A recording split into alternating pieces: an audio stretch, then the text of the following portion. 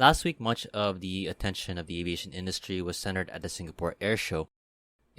If you are interested in the coverage of that event, there is a video that is done with the link in the comment section below.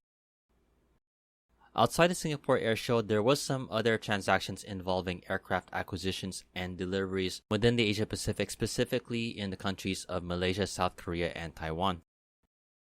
Featured in this video will be the first 737 MAX for the South Korean flag carrier Korean Air, and upstart Taiwanese-based airline Starlux welcomed the first widebody aircraft to its fleet.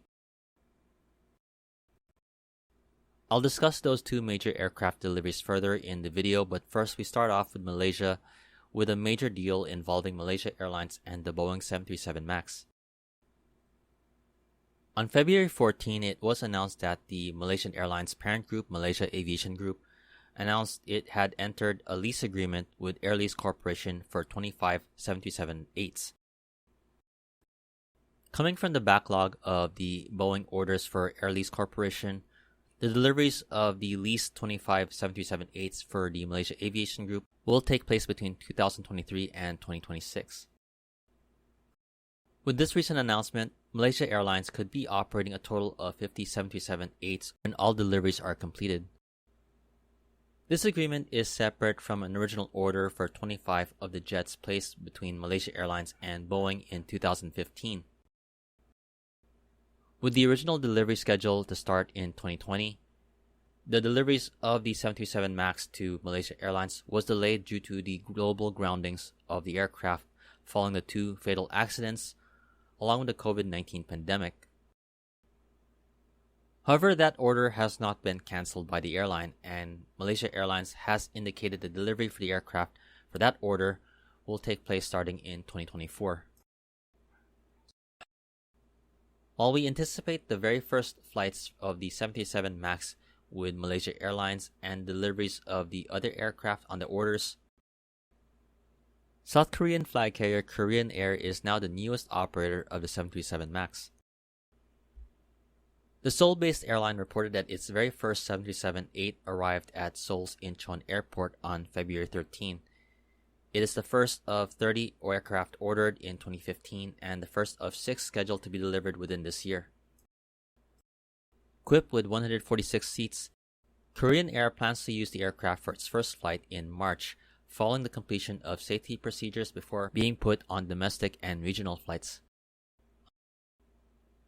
This is the latest addition to the 737 MAX operations in South Korea, as Korean Air is the second airline to have the aircraft, following E-Star Jet, which is currently grounded due to its financial situation. A third airline, budget carrier Jeju Air, is also anticipating to be the third airline to have the 737 MAX, expecting the arrival of their own orders in the near future. For the safe operation of the aircraft, Korean Air is stepping up its crew and maintenance measures. In a statement, the airline highlighted its steps it has taken leading up to delivery of the aircraft, saying, quote, "We have sent our mechanics to other overseas airlines that already operate the aircraft and adapted our own maintenance manual for training so that our team can perform standardized maintenance under any circumstances. We have also updated the flight operation manuals to prepare against all possible situations during flight, and have conducted pilot training for these situations using our own 737-8 simulators." In addition to the steps taken by Korean Air, the airline is also going to be partnering with the South Korean government, which will be providing special management, including the participation in test flight simulator training and reviewing observations, along with Korean Air and the other MAX operators in the country.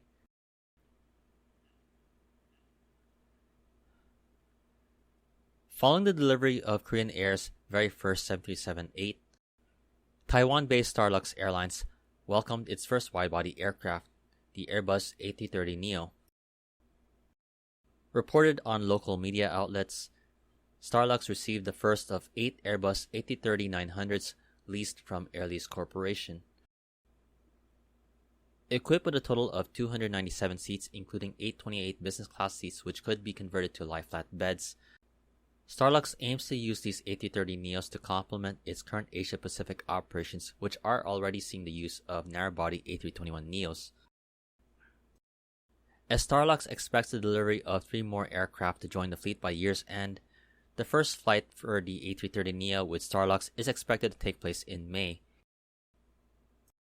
Among the cities that the airline could be using the aircraft on could include Macau, Ho Chi Minh City, Singapore, Bangkok, and Tokyo. The A330neo is the first widebody aircraft for Starlux, which has placed orders and agreements for a total of 26 Airbus widebodies, including the A330neos along with the A350s.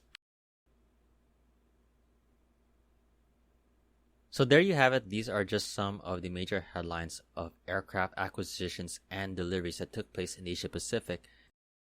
These are some of the developments of the new planes that we could see in the skies over Asia, and chances are if you happen to live in or happen to have travel plans to and from Taiwan or South Korea, you might be able to be among the first passengers to get an experience with the aircraft.